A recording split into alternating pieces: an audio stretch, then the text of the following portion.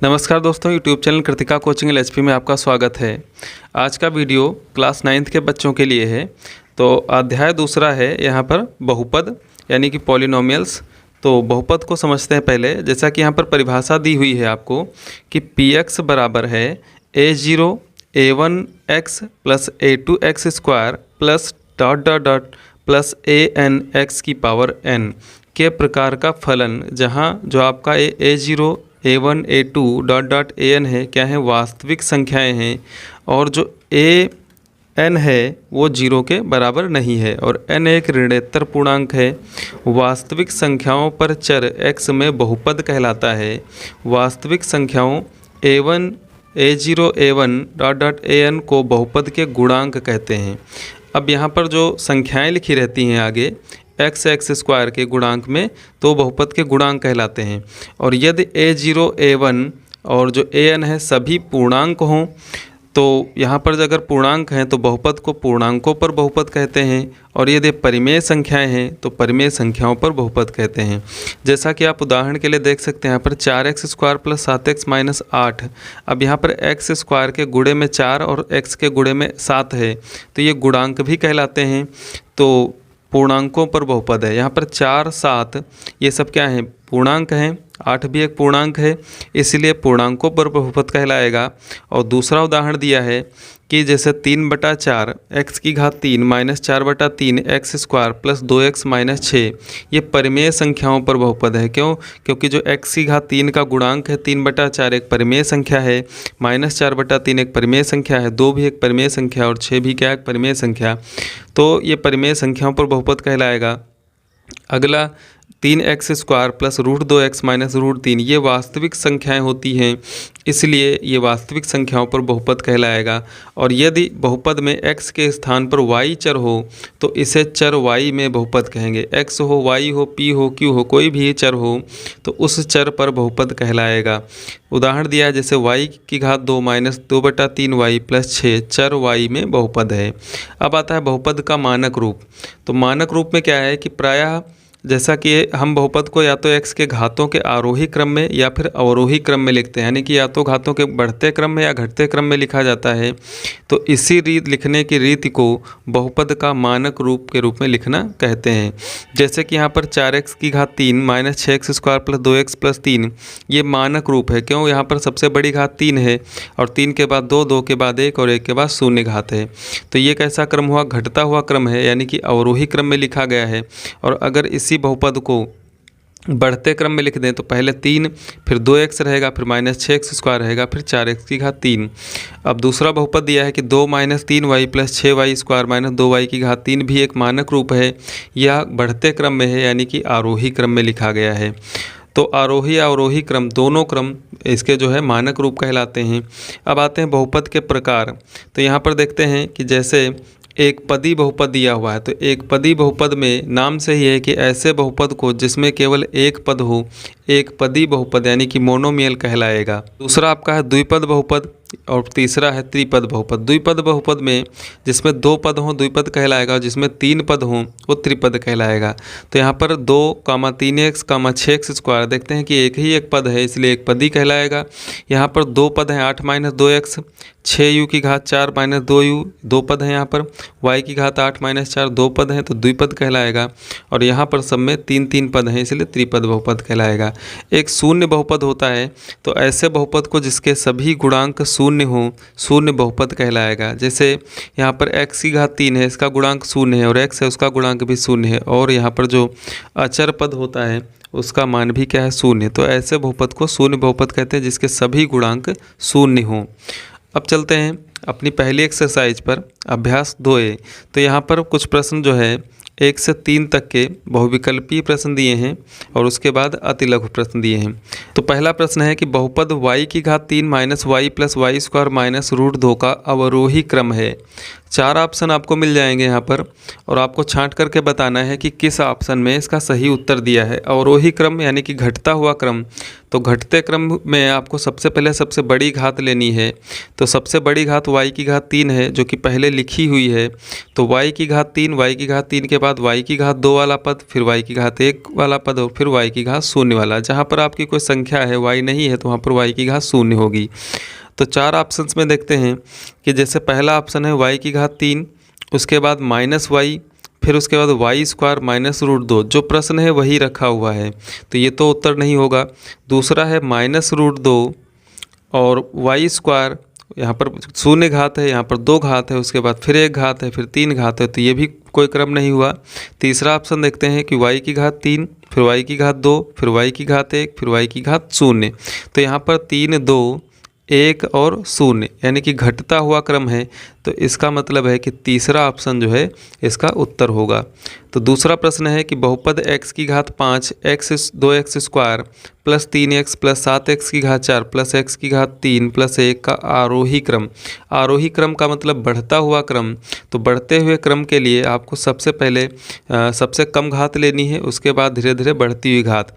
तो यहाँ पर देखते हैं कि कोई संख्यात्मक पद है तो 1 जो लिखा हुआ है संख्यात्मक पद, तो यहाँ पर जो x है x की घात क्या होगी, 0 होगी।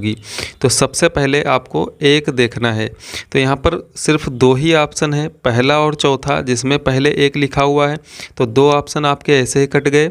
अब इन दोनों ऑप्शन में देखते हैं क्या है कि 1 है यानी कि x की घात यहाँ पर 0 होगी।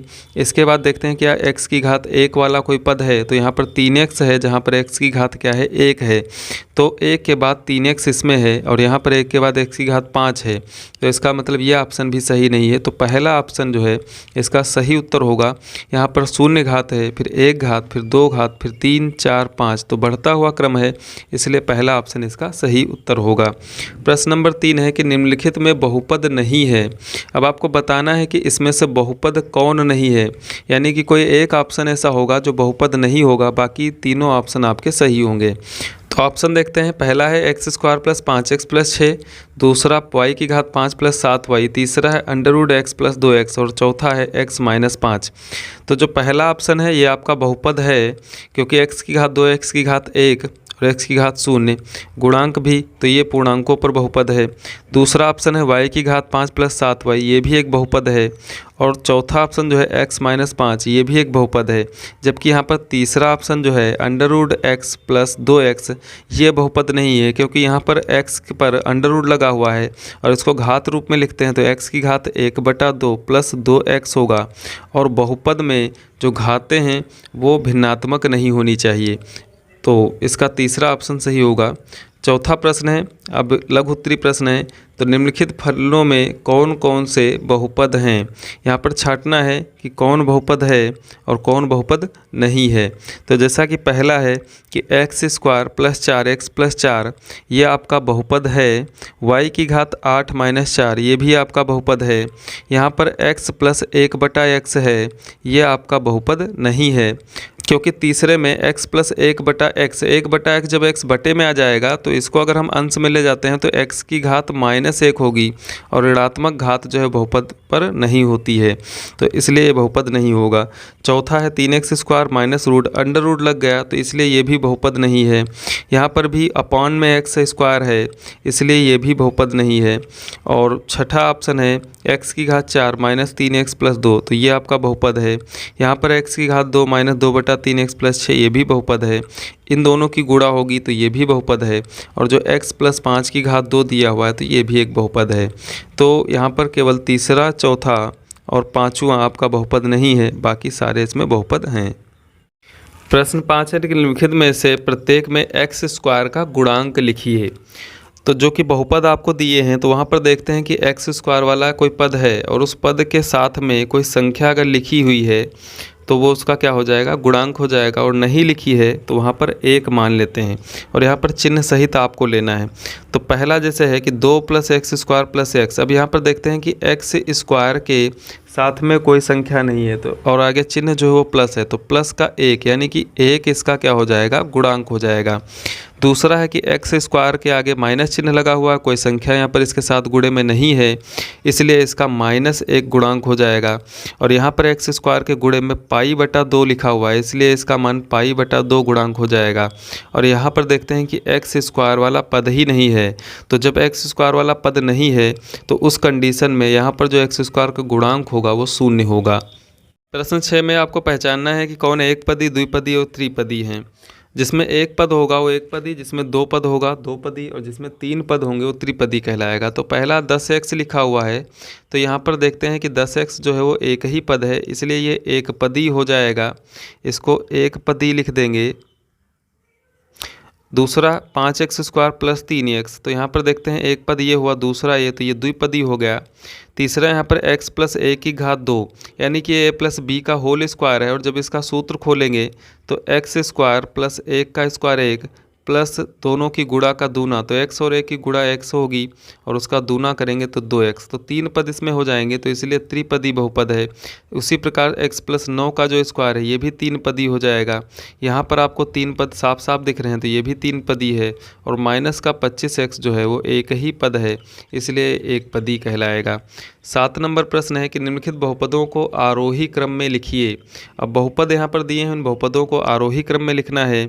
तो पहला बहुपद है 5x की घात 7 प्लस x की घात 8 minus 5x square plus 5x की घात 6 प्लस 2x की घात 5 प्लस 7। आरोही क्रम में लिखना है। आरोही क्रम का मतलब है कि बढ़ता हुआ क्रम, तो x की सबसे कम घात से सबसे अधिक घात तक जाना है। तो जो कोई संख्या वाला पद है वहाँ पर x की घात शून्य होगी, तो पहले संख्या लिख लेते हैं, जैसा कि 7 यहाँ पर है। उसके बाद x की घात 1 वाला पद ढूंढते हैं, तो यहाँ पर x है केवल। इसके बाद 2 घात वाला पद, तो यहाँ पर माइनस 5x स्क्वायर है। तो इसी क्रम में अब 2 के बाद देखते हैं 3 घात वाला अगर कोई पद है, नहीं है। 4 घात वाला भी पद नहीं है, तो सीधे 5 घात वाला पद, यहाँ पर 2x की घात 5 लिखा हुआ है। फिर 5 के बाद 6 घात वाला, 6 के बाद 7 और 7 के बाद 8 घात। तो ये आपका जो है आरोही क्रम हो जाएगा। दूसरा है कि x की घात 3 plus 1 plus x square minus x की घात 5 प्लस x। तो यहाँ पर भी संख्यात्मक पद है एक, तो पहला एक जो है उसको एक लिख लेंगे यहाँ से। उसके बाद x लिखेंगे और उसके बाद x स्क्वायर, फिर x की घात 3 और फिर x की घात 5। तो इस क्रम में लिखने पर इसको आरोही क्रम में लिख सकते हैं। तीसरे खंड में है x की घात 5 प्लस x की घात 6 minus x square minus x की घात 4 प्लस x माइनस x की घात 3 प्लस 17। अब चूंकि आरोही क्रम लिखना है, इसलिए यहाँ पर 17 में x की घात क्या होगी, शून्य होगी। शून्य के बाद यहाँ पर 1 घात होगी, फिर उसके बाद यहाँ पर 2 है, फिर 3 है, 4 है, 5 है और 6 घात है। तो इसी क्रम में इनको लिख देंगे, तो ये आरोही क्रम में हो जाएंगे। लास्ट प्रश्न है 8 नंबर की, इनको अवरोही क्रम में लिखना है। अभी 7 नंबर प्रश्न में आपने आरोही क्रम में लिखा, और अब यहाँ पर जो बहुपद दिए हैं उनको अवरोही यानी कि घटते क्रम में लिखना है। तो सबसे पहले यहाँ पर सबसे बड़ी घात वाला पद ढूंढना है, और उसके बाद घटते घटते सबसे कम घात वाला। तो जैसा कि बहुपद दिया है पहला 13x स्क्वायर माइनस 4x की घात 5 प्लस 7x की घात 3 प्लस 2x की घात 4। तो इस पूरे बहुपद में सबसे बड़ी घात है इस माइनस 4x की घात 5 की, उसके बाद 2x की घात 4 और उसके बाद 7x की घात 3 है, और उसके बाद 13x स्क्वायर है। तो इस क्रम में लिख देने से ये अवरोही क्रम में आ जाएगा। दूसरा खंड है कि y की घात 2 प्लस 2y की घात 4 प्लस 3y प्लस y की घात 3 प्लस 8। तो यहाँ पर इस पूरे बहुपद में y की घात 4 सबसे बड़ी घात है, तो सबसे पहले नंबर पर पद लिखा जाएगा, फिर y की घात 3 वाला, फिर y की घात 2, फिर 3y और फिर 8। तो इस क्रम में जब लिखेंगे तो ये अवरोही क्रम में आ जाएगा। तीसरा खंड है x की घात 3 plus 5x square plus 7x की घात 4 प्लस 5x। तो यहाँ पर भी सबसे बड़ी घात है x की घात 4, उसके बाद x की घात 3, उसके बाद x की घात 2 और उसके बाद x की घात 1 और उसके बाद x की घात 0, यानी कि जो 7 लिखा हुआ है यहाँ पर x नहीं है, इसलिए x की घात 0 होगी। तो इस प्रकार इस क्रम से लिखने पर ये जो है अपने अवरोही क्रम में आ जाएगा।